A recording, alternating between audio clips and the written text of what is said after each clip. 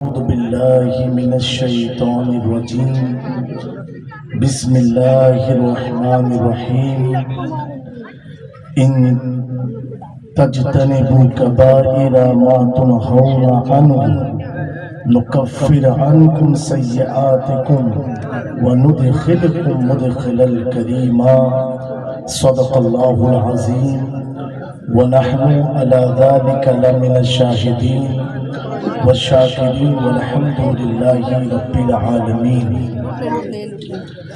منبر نور پر تشریف فرما علماء ذوی الاحترام، ائمہ مساجد، اساتذہ مدارس اسلامیہ، مفتیان اسلام،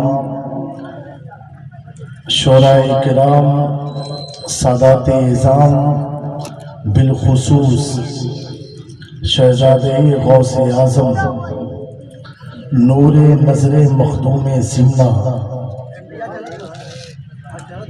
اولاد شہید راہ مدینہ، حضرت معین المشائخ، معین قوم ملت، حضرت پیر طریقت رہبر راہ شریعت علامہ الشاہ سید معین الدین اشرف اشرفی الجیلانی، سجادہ نشین آستان حضور مخدوم اشرف جہانگیر سمنانی سامانی نور بخشی کچوچا مقدسہ و صدر آل انڈیا سنی جمعیت العلماء، میرے سامنے بیٹھی ہوئی پیاری پیاری سنی عوام، پردہ نشی خواتین اسلام، السلام علیکم ورحمۃ اللہ تعالی وبرکاتہ۔ حضرات گرامی، آپ کے اس عظیم الشان محبوب سبحانی و اصلاح معاشرہ کانفرنس میں بیٹھ کے بے حد خوشی ہو رہی ہے کہ جس عظیم ذات والا حضور محبوب سبحانی کی طرف منسوب یہ کانفرنس ہے، ان کی اولاد اس محفل میں بیٹھ کے گویا کہ ہمیں ہمت دے رہی ہے۔ صرف ہم نام نہیں بلکہ غوث اعظم سے ایسی محبت کرتے ہیں کہ دادا کے نام کی کانفرنس ہے اور پوتے کو بلایا ہے۔ ایسے تو معلوم نہیں کہ ان کی نگاہ ہو یا نہ ہو، لیکن اگر پوتا آتا ہے تو ہر دادا اپنے پوتوں کو دیکھتا ہے۔ آپ نے ان کی اولاد کو بلایا، مخدوم پاک کے سجادہ نشین کو بلایا، اور میں یہ کہوں گا کہ حضور معین المشائخ کا کسی خطے میں یا جلسے میں، پہلے تو حضرت عوامی جلسے میں زیادہ شرکت نہیں فرماتے ہیں، میں اتنا سمجھتا ہوں اگر یہاں آئے ہیں تو یقیناً آپ لوگوں کی محبت ہے، اور حضرت خواجہ دانا کا ایسا احسان ہے کہ ریکویسٹ آپ نے معین المشائخ سے کی ہے اور خواجہ دادا نے ریکویسٹ مخدوم سمنانی سے کی، کیونکہ جس مسند کی یہ سجادہ نشین ہے وہ مسند کو چھوڑ کے جلسے میں جانا یہ آسان کام نہیں ہے، یہ اسی جلسے میں جاتے ہیں جس جلسے میں مخدوم سمنانی بھیجتے ہیں۔ اور الحمدللہ اس وقت حضرت سنی جمعیت العلماء، یہ اہل سنت کی وہ تحریک کا نام ہے کہ جس تحریک کی بنیاد میں محررہ مطہرہ، کچوچا مقدسہ اور بریلی شریف کا خون ایک ساتھ ملا ہو، اس تحریک کو سنی جمعیت العلماء کی تحریک کہا جاتا ہے، جس کے صدر میں آپ کو یہ سرسری طور پر عرض کرنا چاہتا ہوں، جس کے صدر سب سے پہلے حضور سید العلماء محررہ شریف سے جن کا تعلق ہے، آپ سنی جمعیت العلماء کے صدر منتخب ہوئے، اور کس نے انتخاب کیا تھا؟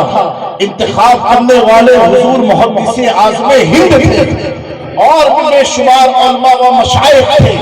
آپ کے ظاہری وصال کے بعد مسند سنی جمیعت العلماء کی صدارت کے لیے اہل سنت کے علماء نے جس شخصیت کا انتخاب کیا اسے تاجدار تقوی و طہارت عطائے اعلی حضرت مفتی اعظم ہند کے نام سے جانا جاتا ہے۔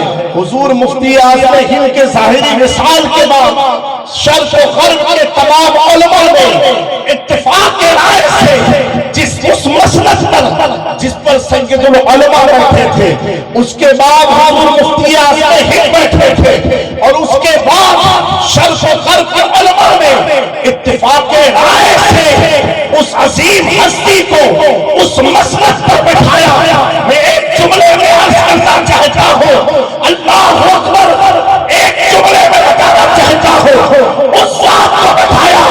ہو سکتا ہے تم کیا ہو، کسی عالم کے لیے کیا نام لگاؤ، کسی عالم نے کس ٹائٹل سے بلاؤ، لیکن اس کو اس مسلک پر بٹھایا گیا جس کو وقت کے محدث کبیر تاج الشریعہ کے نام۔ سبحان اللہ سبحان اللہ۔ اس مسلک پر حضور مفتی اعظم ہند کے بعد حضرت تاج الشریعہ کا انتخاب ہوا اور تاج الشریعہ پوری زندگی جب تک حیات رہے سنی جمیعت العلماء کے صدر بنے رہے اور حضرت تاج الشریعہ کے وصال کے بعد اللہ اکبر جب یہ مسلک خالی ہوئی شرق و غرب کے علماء نے دیکھا کہ اس مسلک کا اہل کون ہے، اس مسلک پر کسے بٹھایا جائے، یہ کون ہو سکتا ہے۔ میرے پیاروں، بمبئی سے لے کے مہرڑا تک، مہرڑا سے لے کے بدایوں سے لے کے کراچی تک سارے علماء و مشائخ کی نگاہیں مختوم مٹھوٹا کی چوکھٹ پر جا کے جھک گئے کہ اس وقت تاج الشریعہ کے بعد اگر کسی کو اس مسلک پر بٹھایا جائے گا وہ کوئی اور نہیں جانشین مختوم سندہ حضور مولانا مشائخ۔ سبحان اللہ یا رسول اللہ، زندہ آباد۔ میرے پیاروں، اس گدی، ایک تو روحانی گدی حضور مختوم پاک کی اور ظاہری گدی جس پر سید العلماء بیٹھے حضور مفتی اعظم ہند بیٹھے اور حضرت تاج الشریعہ بیٹھے ہیں، ان کے بعد حضرت معین المشائخ کا انتخاب ہوا۔ ایک بات اور میں بتاتا ہوا چلوں، جب اس کی خبر علماء کی توجہ چاہتا ہوں، حضور شیخ الاسلام والمسلمین علامہ مدنی میاں کو جب ہوئی اور حضرت نے ایک جملہ فرمایا، حضرت نے فرمایا تو بہت بڑی بات ہے، الحمدللہ واقعی میں اس کرسی کے اہل میرے نزدیک بھی اگر میرے پاس یہ مشورہ آتا تو میں بھی معین المشائخ کا انتخاب کرتا، کیونکہ جو لوگ بہرحال بڑے خوش نصیب ہیں، کتنی بابرکت ذات کو آپ نے بلایا ہے۔ اب میں منتظم جلسہ سے ملتمس ہوں، آج ہماری سنیت کی گاڑی سلو سلو کیوں چل رہی ہے، اس کی وجہ بتاؤ۔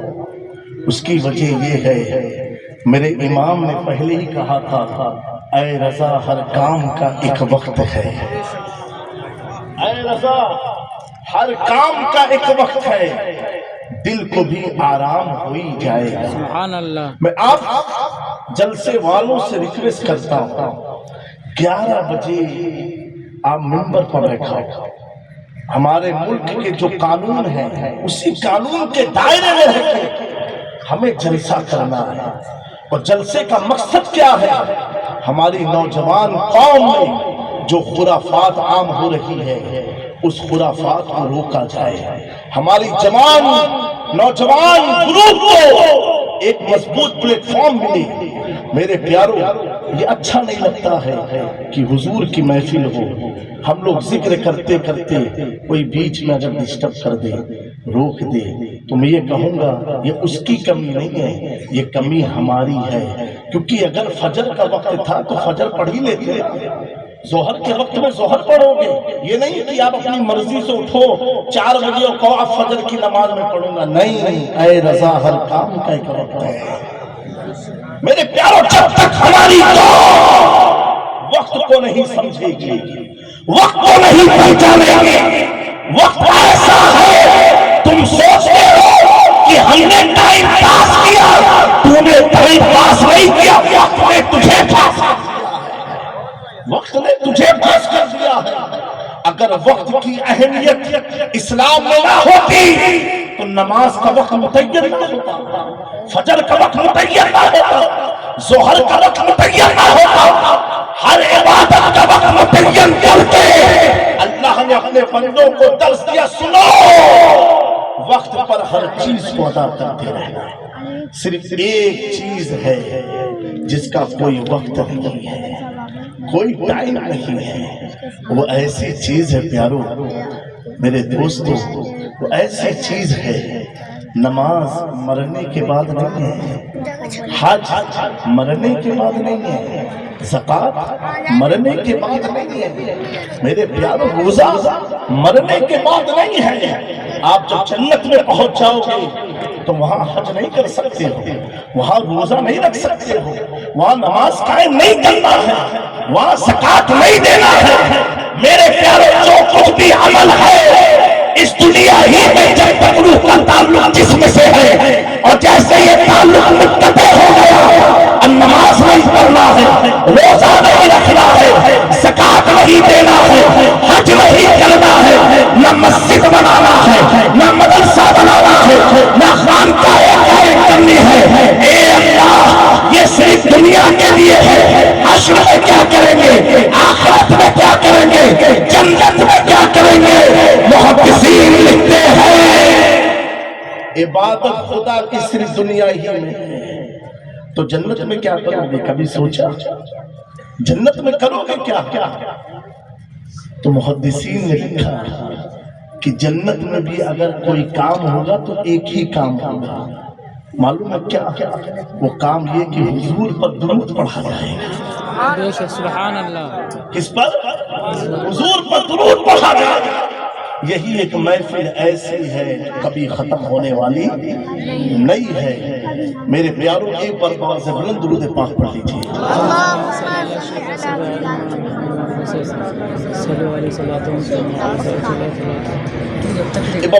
درود پاک پڑھ لیجیے۔ اللہم صلی علی سیدنا مولانا محمد کما تحب و ترضی بہ ان تصلی علیہ، صلاۃ و السلام علیک یا حبیبی یا طبیبی یا رسول اللہ صلی اللہ تعالی علیہ وسلم۔ میرے پیاروں زیادہ وقت نہ لیتے ہوئے برفیس اپنی بیداری کا ثبوت دیتے ہوئے بعض بلند درود پاک پڑھ لیجیے۔ صلی اللہ علیہ نبی امہ والہ صلی اللہ تعالی علیہ وسلم، صلاۃ و السلام علیک یا حبیبی یا رسول اللہ صلی اللہ تعالی علیہ وسلم۔ اللہ کے پیارے نبی کے پیارے دیوانوں، آج کے اس پرفتن دور میں ہم سب جانتے ہیں کس طریقے کا زمانہ چل رہا ہے، کیسے حالات ہیں، لیکن میرے پیاروں ہر کوئی ہو، چاہے ممبر سے لے کر کے عوام کی کرسی تک، ہر آدمی طلبگار ہے، چاہت رکھتا ہے کہ اللہ ہمیں عزت عطا فرمائے، اللہ ہمیں عزت عطا فرمائے، اللہ ہمیں عزت عطا فرمائے۔ میرے پیاروں ہر آدمی اسی میں مبتلا ہے کہ میری عزت میں اضافہ ہو جائے۔ اب عزت کے خاطر انسان یہ سمجھتا ہے کہ اگر ہم مالدار ہو گئے، اگر ہم نے دولت کو اکٹھا کر لیا، اگر پیسے جمع کر لیے تو میری عزت بڑھ جائے گی۔ کسی نے سوچا اگر حویلیاں بنا دیں گے تو میری عزت بن جائے گی۔ کسی نے سوچا اسی سماج میں عمدہ سے عمدہ عالیشان کاریں لے کر کے پھریں گے، میری عزت میں اضافہ ہو جائے گا۔ میرے پیاروں، اے میری قوم کے نوجوانوں، اگر دولت ہی سے عزت ہوتی، اگر دولت ہی سے عزت ہوتی، اگر محل و عمدہ مکانات سے عزت ہوتی، اچھی اچھی سواریوں سے عزت ہوتی، اچھی اچھی گاڑیوں سے عزت ہوتی، تو قسم خدا کی اے اللہ کے پیارے نبی کے پیارے دیوانوں، مجھے یہ بتاؤ مخدوم پاک کو کیا عزت کی کمی تھی؟ اللہ نے دولت ایسی دولت دی تھی جس سلطنت کے چکر میں لوگ ایک دوسرے کا قتل کر کے کرسی کے طالب ہوتے ہیں، وہ مخدوم صلی کو وراثت میں کرسی عطا ہوئی تھی۔ اللہ اکبر! لوگ سمجھتے ہیں محل میں بیٹھ جانا یہ عزت کو بڑھاتا ہے، میرے مخدوم کو وراثت میں محل ملا تھا۔ لوگ یہ سمجھتے ہیں زیادہ سے زیادہ پیسے جمع کر لینا اس سے عزت ملتی ہے۔ اللہ اکبر! جو سلطنت سلمان کا بادشاہ ہو اس کے ساتھ دولت کے انبار تھے، ایسی دولت زبانوں میں لکھا کہ حضور مخدوم شاہ جہانگیر سمنانی کے زمانے میں آپ نے 2000 مدارس قائم کیے، 2000 مدرسے مخدوم پاک نے قائم کیے، اور ہر مدرسے میں 20,000 بچے تھے، ہر مدرسے میں 20,000 بچے تھے۔ میرے پیاروں، آج ہم سے ایک مدرسہ سنبھالے نہ سنبھلتا ہے۔ مخدوم کچھوچا کی شان یہ ہے کہ جب آپ بادشاہ ہوئے 2000 مدرسے قائم کیے، ہر مدرسے میں 20,000 بچے ہیں۔ میرے پیاروں، عزت تو کتنی ہونی چاہیے، لیکن اللہ اکبر، میرے مخدوم پاک نے یہ سلطنت کو ترک کر کے، اپنے تخت و تاج کو چھوڑ کے، اپنے محل کو چھوڑ کے، اپنی ظاہری دولت کو چھوڑ کے آنے والے مصطفیٰ کے غلاموں کو درس دے دیا۔ کہا سنو، عزت دولت سے نہیں ہوتی ہے، عزت کرسی سے نہیں ہوتی ہے، عزت حکومت سے نہیں ہوتی ہے، تو عزت ہوتی کیسے ہے؟ علامہ اقبال کہتے ہیں کہ محمد سے وفا یہ جہاں چیز کا لوہو قلم میرے ہیں۔ ابھی عصمت بات پوری کر رہے ہیں امام عشق و محبت کے تعلق سے، جہاں جاؤ ان کا سلام ہو، عزت ملتی ہے۔ کیوں ملتی ہے؟ اوروں نے لکھا، اپنے اوروں نے لکھا، اپنے علم کے بل پر لکھا، اپنے تفقہ فی الدین کی بنیاد پر لکھا، اوروں نے لکھا، قرآن کو پڑھ کے لکھا، لیکن لکھنے والا جب سودا کران میں لکی یہی کر دیتا اٹھاتا ہے تو لکھنے سے پہلے بارگاہ رسالت محراب میں عرض کرتا ہے، اٹھا دو پردہ، دکھا دو چہرہ،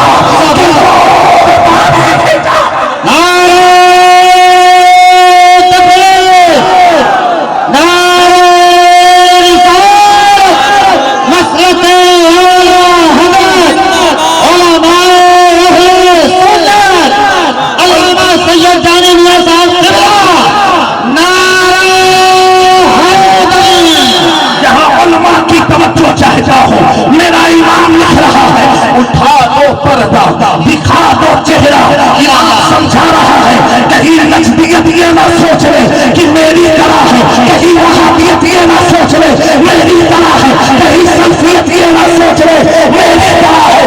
آگے میرا امام جواب دیتا ہے کہ نور باری حجاب میں ہے، کہ نور باری حجاب میں ہے، یہ وہ چہرہ نہیں ہے بلکہ چہرے میں تو نور خدا۔ زندہ باد، زندہ باد، سبحان اللہ، سبحان اللہ۔ میرے پیاروں، یہ ہوتا ہے ایک عاشق کا لکھنا، علم کی بدولت نہیں، عشق کی بدولت۔ آج احمد رضا اسی لیے ہماری محفلوں میں زندہ ہے، ہمارے دلوں میں زندہ ہے، ہمارے مرکز میں زندہ ہے، ہماری مساجد میں زندہ ہے، ہماری درگاہوں میں زندہ ہے، کیونکہ جس نے مردہ کہا وہ تو ٹیبل تک سمجھ گئے، جس نے کہا تو زندہ ہے، تو زندہ ہے واللہ، جشن آمد سے جھک جانے والے، نعرہ تکبیر، نعرہ رسالت، اولاد غوث اعظم، فیضان مخدوم سمنا، سبحان اللہ۔ ایک بات بتاؤ، ابھی جامع میاں تقریر کر کے چلے جائیں گے بامبے، نکاح پڑھانا ہے، کوئی پوچھے گا کس کی تقریر ہوئی تھی؟ جامع میاں آئے تھے؟ کوئی پوچھے آپ سے؟ ہاں وہ آئے تھے۔ اللہ اللہ اللہ، کیا بولیں گے؟ وہ آئے تھے، غائب آئے تھے، غائب ہونے، وہ آئے تھے، وہ صحیح بات ہے۔ ارے بھیا کیا بولو گے؟ وہ آئے تھے، سمجھنے والا سننے والا سمجھ جائے گا۔ آئے تھے غائب سے، وہ آئے تھے۔ اللہ اللہ اللہ، علماء کی توجہ چاہتا ہوں، امام بیٹھا ہے سودا گران میں، بلند بلند بلند آواز، سبحان اللہ، سبحان اللہ۔ کیا کہہ رہے ہیں؟ وہ زندہ ہے واللہ نہیں، تو زندہ ہے واللہ، کیا کہنے توجہ چاہتا ہوں، یہ نہیں کہا وہ زندہ ہے واللہ، وہ زندہ نہیں، تو زندہ ہے واللہ، سبحان تو اللہ۔ زندہ ہے واللہ۔ پتا کیا چلا؟ احمد رضا مصطفیٰ کو دیکھے، وہ زندہ ہے واللہ، یہ نہیں کہا وہ زندہ ہے، وہ زندہ ہے۔ میرے رب نے انعام دیا احمد رضا کو کہ احمد رضا سو، تو نے میرے محبوب کو زندہ کہا، جا جب تک محبوب کے دیوارے ہوں گے اور جہاں ہوں گے وہاں تو بھی زندہ میرے پیاروں، عزت کی تلاش میں لوگ ہیں. ہماری اس دنیا میں ہم سے سب سے زیادہ محبت کون کرتا ہے؟ ایک دم فرینڈلی ہو کر کے، فریلی ہو کر کے بتاؤ، سب سے زیادہ ہم سے محبت کون کرتا ہے؟ ارے بولو نا بھیا، ہم سے نہیں، تم لوگ اپنے کون کرتا ہے؟ ارے بولو بولو. یہاں مکسر ہے، یو پی بھی ہے، بہار بھی ہے، بنگال بھی ہے، گجرات بھی ہے، کاٹھیا وار بھی ہے، کئی وار ہے یہاں ہے نا. ارے بھائی، محبت آپ لوگوں سے زیادہ کون کرتا ہے؟ ماں باپ. پکی بات ہے نا؟ تو ماں باپ کو تکلیف مت دینا. جی جی. جو اتنی محبت کرتا ہو اس کے دل کو مت دکھانا. ماں باپ نا. ایک بات بتاؤ، اللہ ہم سب کی عمر میں برکت عطا فرمائے.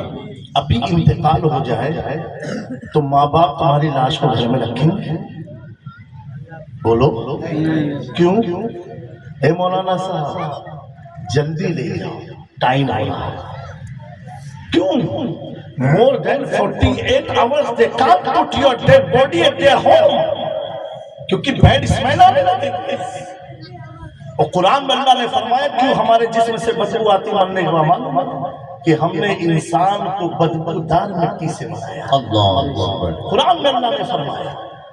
اب اسی بدبودار مٹی کو خوشبودار بنانی ہو تو درود کی کثرت کرو. سبحان اللہ، زندہ باد زندہ باد.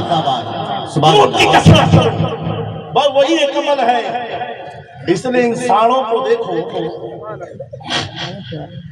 24 پیجامہ اونچا کھولتا نہیں. صحیح بات ہے. ان کے جیب میں ہمیشہ ایتھر کی بوتل ہوتی ہے، ہر نماز سے پہلے لگا. ہمارے سنی لوگ اتنا ایتھر نہیں لگاتے ہیں جتنا یہ. اتنی بدبو کہ نماز میں مسواک نکال کے منہ میں کرتے ہیں. اللہ اکبر. ہاں لگنا ہی نہیں اس کو. ارے بھائی صاف کرو کہ لگنا پہ ہے کہ نہیں؟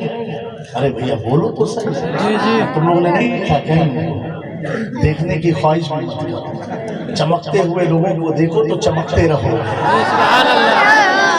ہاں چمکتے ہوئے چہروں کو دیکھتے رہو. انہوں نے کہا کہ نبی پاک نور نہیں نور نہیں نور نہیں. اعلیٰ حضرت نے محررہ میں نبی کی آل کو دیکھا تو کہا یا رسول اللہ تیری نسل پاک میں ہے. بچہ بچہ بولتا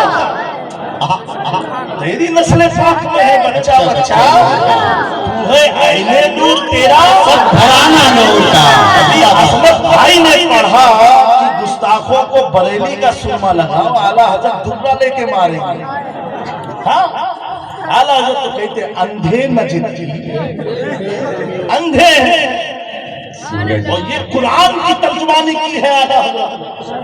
اندھے نجد دیکھ لے قدرت رسول اللہ. اچھا سائنٹیفک ریزن سے میں آپ کو بتاؤں، حضور معین المشائخ کا چہرہ دیکھیں کتنا خوبصورت ہے. بولو بولو سبحان اللہ. سبحان اللہ. ہے نا ہے نا. چلو اور بلند آواز سے سبحان اللہ. چپ چپ چپ. غوث اعظم کی 17 پیڑی میں اتنی چمک ہے. اللہ اللہ. غوث پاک کی چمک کیا ہے؟ جب غوث پاک کی چمک ایسی چمک اپنے تمہیں چوروا دیکھ کے فدا ہو. ہاں وہاں تو انگلی کٹی دیکھ کے اور غوث اعظم کو دیکھ کے دلے کاٹ دیا اس نے. اتنے خوبصورت. کوئی مولوی صاحب کے گھر چوری کرنے نہیں جاتا. میرے پیاروں جب غوث اتنے خوبصورت تو ہمارے آقا کتنے خوبصورت. سبحان اللہ. سبحان اللہ. اور بلند آواز سے سبحان اللہ. اب آپ کو سائنٹیفک ایک ریزن بتاؤ. سائنس کیا کہتی ہے؟ پنڈال میں اجالا ہے کہ ارے بولو بھیا ہے نا. لیکن کوئی اندھا آ جائے تو اس کو اندھیرا ہی اندھیرا دکھے گا. جی جی.